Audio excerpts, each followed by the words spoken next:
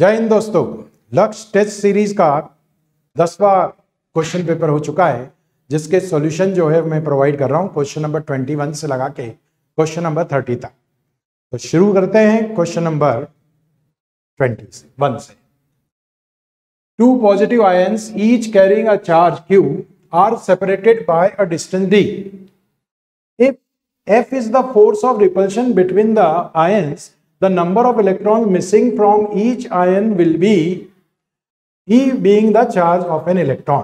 मतलब यहां पर आपको क्या करना है, देखिएगा यहां पर आपको if F is the force of repulsion between the ions, the number of electrons missing from each ion, number of electrons find करना है। और यहां पर जो है वो चार्ज दिया हुआ है इलेक्ट्रॉन का। तो जैसा कि आपको पता है Q इज इक्वल टू जो है वो होता है Ne, और कूलम्स लॉ भी आप जानते हैं। कूलम्स लॉ में फोर्स निकालने के लिए हम यूज करते हैं 1/4 pi epsilon not into Q1 Q2, दोनों चार्ज दियो में सेम, तो ये हो जाएगा Q square upon distance square. तो डिस्टेंस स्क्वायर यहां पर हो जाता है D स्क्वायर, राइट। आपको यहां पर वो number of charge, number of ions जो है वो निकालने के लिए बोल रहा है। तो कुछ नहीं करना बच्चे, Q की जगह आपको Ne पुट करना है और वहां से N की वैल्यू निकालना है, इतना सिंपल है। तो देखिए जरा क्या होने वाला है। F is equal to 1/4 pi epsilon not into Q मतलब Ne, तो N square E square divided by D square, right. अब यहां से N की वैल्यू निकाल लीजिए, तो ये सारी चीजें जाएंगी इधर। 4 पाई एप्सिलॉन नॉट, यहां पर आएगा F, है ना, और ये हो जाएगा D स्क्वायर, ये सारी चीजें ऊपर, E स्क्वायर नीचे, इधर से E स्क्वायर आया नीचे, यहां बचेगा ये N स्क्वायर। तो आप ही बताइए बच्चे N की वैल्यू फिर क्या आएगी। स्क्वायर हटाएंगे तो स्क्वायर रूट लगेगा इस क्वांटिटी पे 4 pi epsilon not D square divided bye E square, right.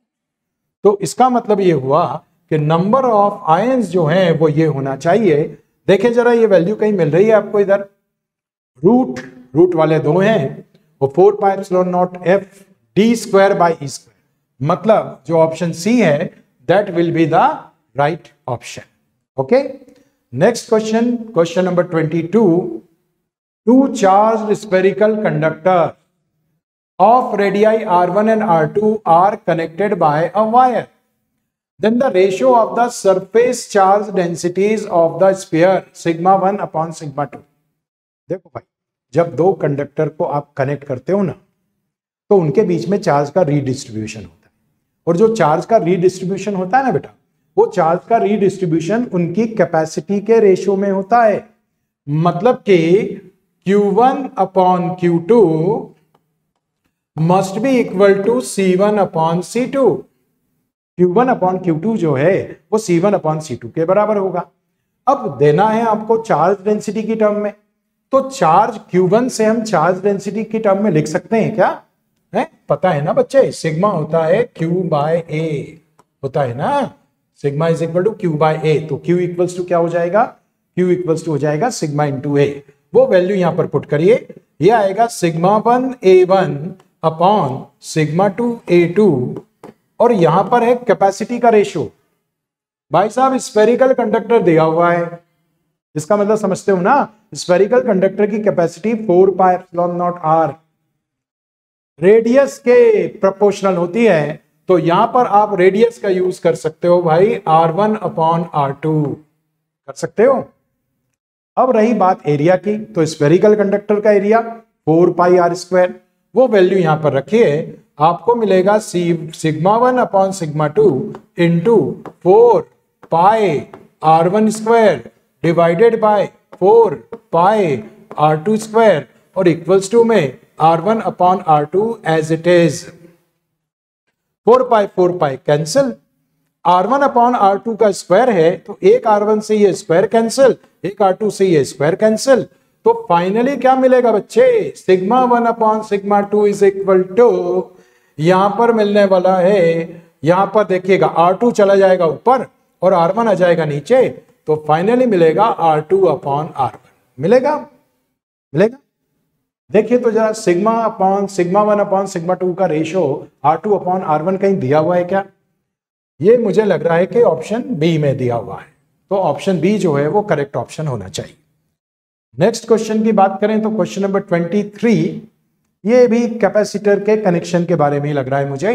A capacitor of capacity C1 is charged up to a potential V, ठीक, C1 कैपेसिटर को V पोटेंशियल तक चार्ज किया and then connected in parallel to an uncharge capacitor.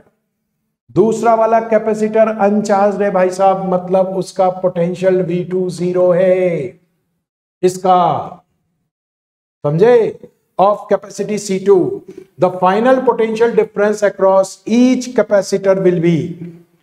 तो final potential difference दोनों capacitor के across क्या होगा?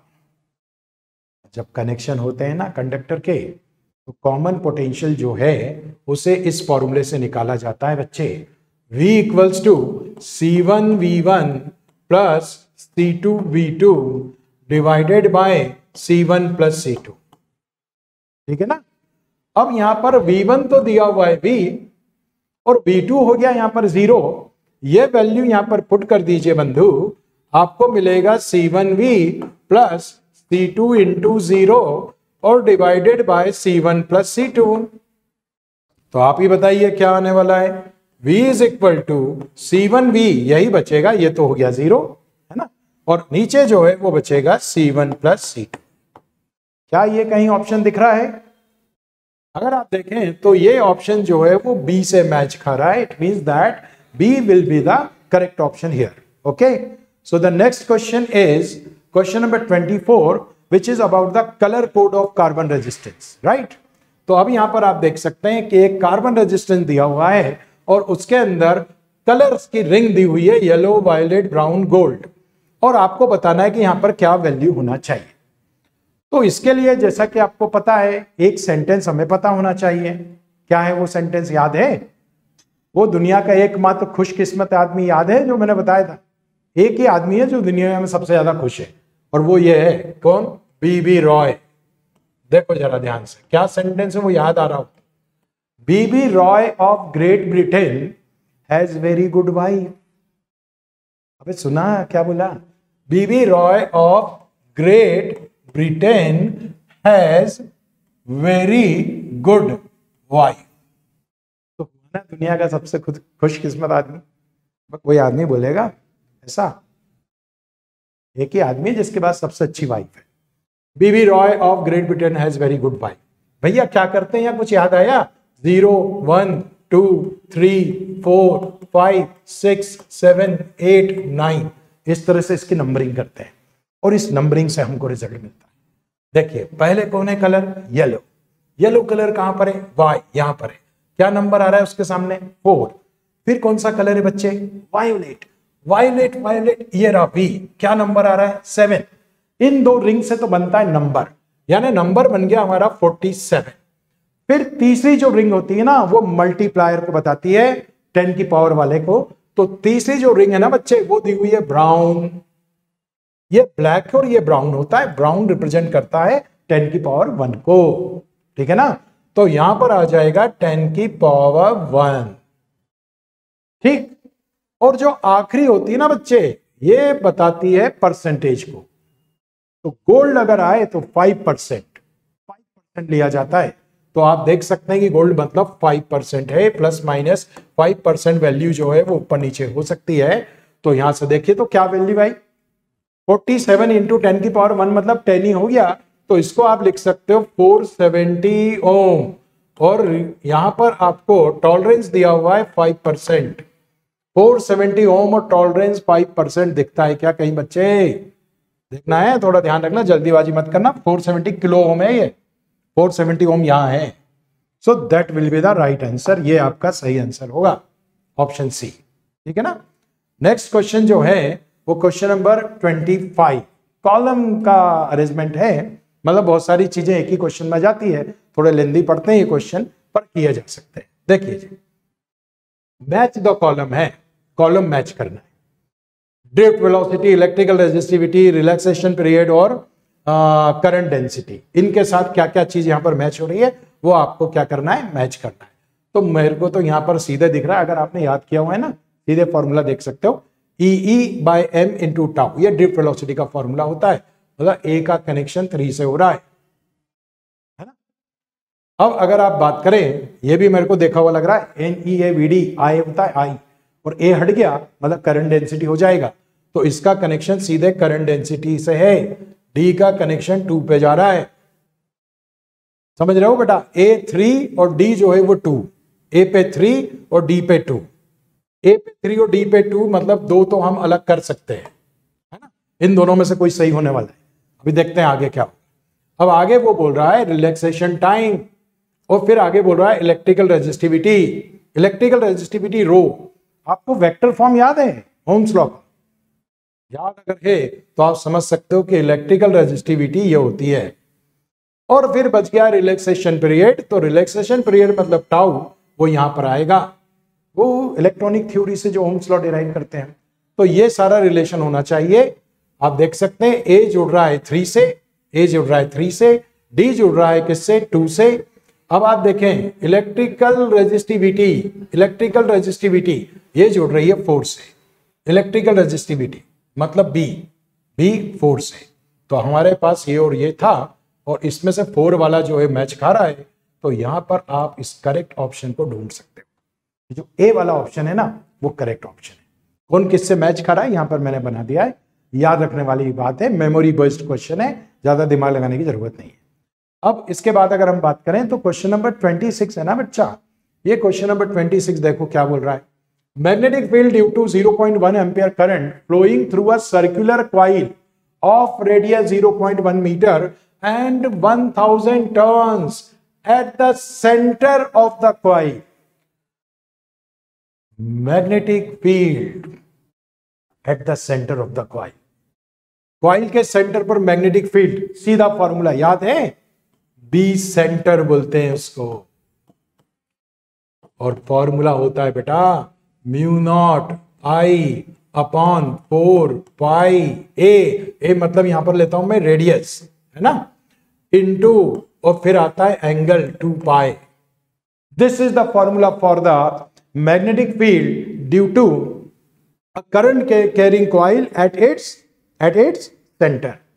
लिए होता है सिंगल टर्न के लिए। If there are N turns, अगर यहां पर एन टर्न्स है तो बच्चे एन का मल्टीप्लाई कर देते हैं पूरे में।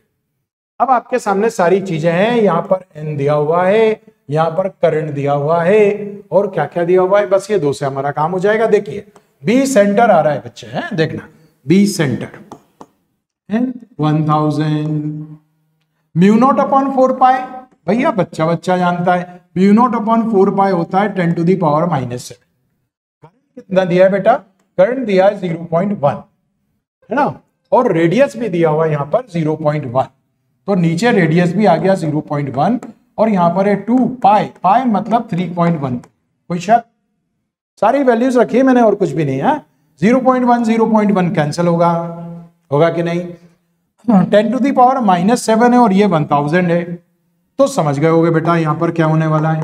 यहां पर आएगा 10 की पावर -4, ये बचेगा, और इधर है 2 इंटू 3.14 मतलब डबल कर दीजिए 6.28, ये आएगा। ये सेंटर पर एसआई सिस्टम में मैग्नेटिक फील्ड आ रहा है 6.28 into 10 to the power -4 tesla. कुछ है यहां पर? बिल्कुल है, ऑप्शन सी दिया हुआ है साहब, 6.28 into 10 to the power -4 tesla. So this will be the correct option, right. अब अगर हम बात करें हम नेक्स्ट क्वेश्चन की, तो क्वेश्चन नंबर 27, ये the resistance of an ammeter is 13 ohm. देखिए थोड़ा घुमाया है, पहले एमीटर दे दिया गैल्वेनोमीटर की जगह, 13 ओम उसका रेजिस्टेंस दिया है, and its scale is graduated for a current up to 100 ampere. भैया स्केल पर 100 एम्पियर तक के ही ग्रेजुएशन है, मतलब फुल स्केल डिफ्लेक्शन करंट बोलते हैं ना जिसको हम, full scale deflection current IG, वो यहां पर दे दिया 100 एम्पियर। एमीटर पहले से ही बना हुआ है, अब इसको हम गैल्वेनोमीटर मान के भी कर सकते हैं। यूं मान लो कि गैल्वेनोमीटर है और यहां उसका रेजिस्टेंस जी हमें पता है। आफ्टर एन एडिशनल शंट, भैया इसकी रेंज को बढ़ाना है तो फिर से एक और शंट लगाया, shunt to be connected to this ammeter, it becomes possible to measure the current up to 750 ampere. अब नई रेंज ये है, बोल रहा है by this meter the value of the shunt resistance is, थोड़ा सा घुमाया इसमें, गैल्वेनोमीटर से एमीटर बनाने के लिए हम शंट लगाते हैं, या एमीटर पहले से बना हुआ और उसकी रेंज को बढ़ाना है, तो हम जो एमीटर है ना उसको हम गैल्वेनोमीटर की तरह मान सकते हैं। पहली वाली रेंज को हम आईजी ले सकते हैं और नई वाली रेंज को हम आई ले सकते हैं। कुछ याद है? कुछ याद है? ऐसी सिचुएशन में शंट का फॉर्मूला क्या होता है? ऐसी सिचुएशन में शंट का फॉर्मूला होता है IG into G upon I minus IG। सीधा सीधा फॉर्मूला है, गैल्वेनोमीटर के कन्वर्जन वाले ही है, पर यहाँ एमीटर के बाद एक और शंट लग रहा है तो हम यहाँ पर ये यूज कर सकते हैं। पुरानी रेंज को हम IG मान लें और जो एमीटर का रेजिस्टेंस है उसको G मान लें, बस अब वैल्यू पुट कर रहे हैं और कुछ भी नहीं। S इक्वल्स टू IG, बोलिए IG कितना? IG 100 है और G कितना? G अब जो है वो 13 ओम है। I माइनस IG, तो I माइनस IG जो है वो हो जाएगा 750 माइनस 100। इसको सॉल्व कर लो भाई साहब, तो 100 इंटू 13 और नीचे आ जाएगा 650 आएगा। ठीक, अभी ये 0 से एक 0 कट, 13 5 जा 65, 5 2 जा 10। कुछ समझ में आया बच्चे? फाइनल आंसर आ रहा है 2 ओम। क्या यहां पर कहीं दिया हुआ है 2 ओम? बिल्कुल दिया हुआ है साहब, ऑप्शन बी में है 2 ohm. So option B will be the correct option, right.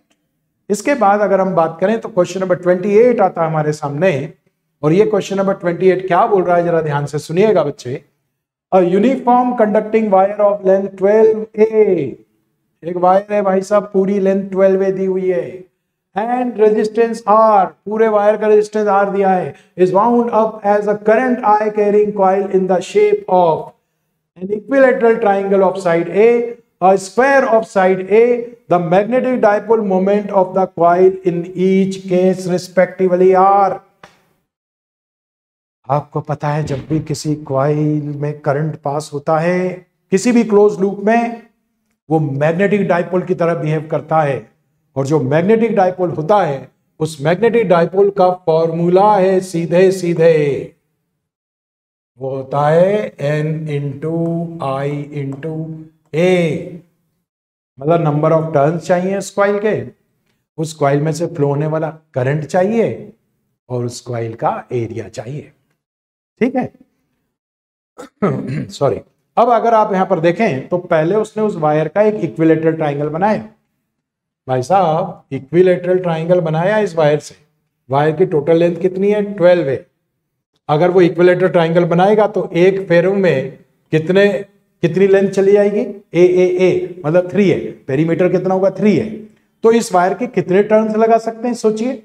तो 12A जो है वो तो टोटल लेंथ है, और 3A जो है वो हमारे पास इसकी पेरीमीटर है। तो अब आप समझ सकते हो कि यहां पर जो है वो आने वाला है 4, मतलब इस केस में नंबर ऑफ टर्न्स 4 होंगे। जब ट्राइंगल बनाओगे ना बेटा, नंबर ऑफ टर्न्स 4 होंगे। तो फॉर्मूले के हिसाब से M इज इक्वल टू आएगा 4, नंबर ऑफ टर्न्स की जगह 4, करंट दिया हुआ उसने I, तो करंट की जगह I लिखेंगे, और अब यहां लिखते हैं एरिया। तो एरिया क्या आएगा यहां पर? ट्राइंगल है ना बंधु, अगर ट्राइंगल है तो एरिया का सीधा फॉर्मूला 1/2 बेस A और इंटू हाइट। कुछ याद आया बच्चे? इक्विलेटरल ट्राइंगल में हाइट क्या होती है? हाइट होती है √3/2A, ये याद होना चाहिए। इक्विलेटरल ट्राइंगल की हाइट है √3/2A। ये वैल्यू आप यहां पुट करोगे ना जब, √3/2 इंटू A, तब आपको जाकर यहां पर जो है वो रिलेशन मिलेगा।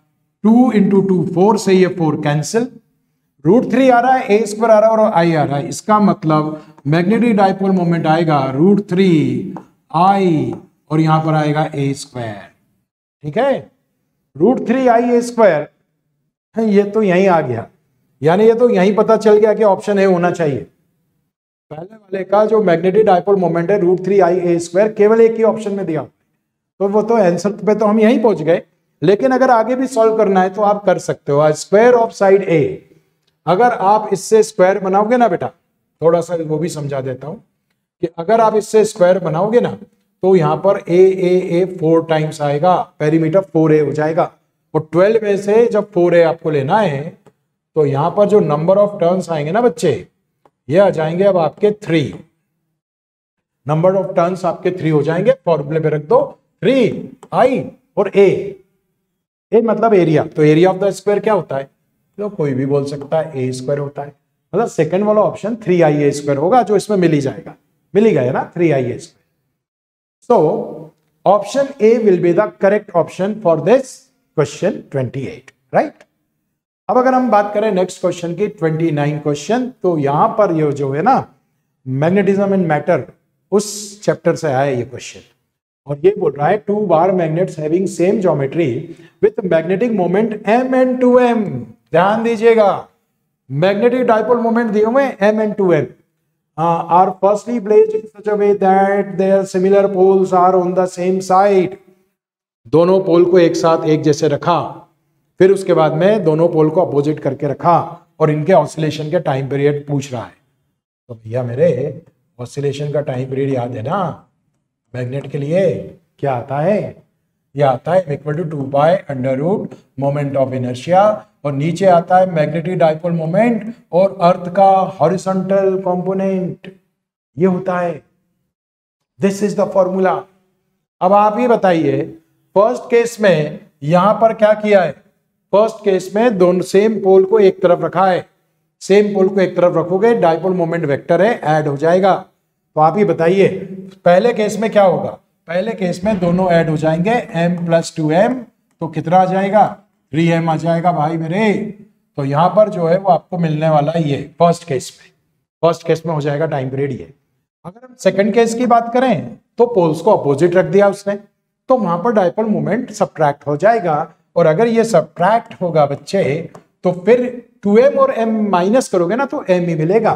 फिर यहां पर आपको मिलने वाला है moment of inertia divided by m, और ये हॉरिजॉन्टल कंपोनेंट। क्या लगता है, यहां डिनोमिनेटर बड़ा है तो T1 की वैल्यू छोटी होना चाहिए, यहां डिनोमिनेटर छोटा है तो T2 की वैल्यू ज्यादा होना चाहिए। इसका मतलब साफ है कि T1 must be less than T2। Clear हो जाता है 1 सेकंड में, है क्या कहीं? अरे बिल्कुल है भाई साहब, ऑप्शन ए जो है ना ये सही ऑप्शन होना चाहिए, T1 is less than T2। ठीक है बच्चे। अब अगर हम नेक्स्ट क्वेश्चन की बात करें, the magnetic flux linked with a coil in weber is given by the equation phi equal to 5t² plus 3t plus 6t, the magnitude of the induced EMF in the coil at 4 second. मतलब यहां पर आपको 4 second करना है, t equal to 4 second, ये correction है थोड़ा यहां पर, और इससे आपको क्वेश्चन जो है सॉल्व करना है। तो बड़ा सिंपल क्वेश्चन है। फैराडे लॉज आप जानते ही हैं कि जो EMF इंड्यूस होता है वो किस पर डिपेंड करता है, वो मैग्नेटिक फ्लक्स के रेट ऑफ चेंज पर डिपेंड करता है। E is equal to d∅dt होता है कि नहीं?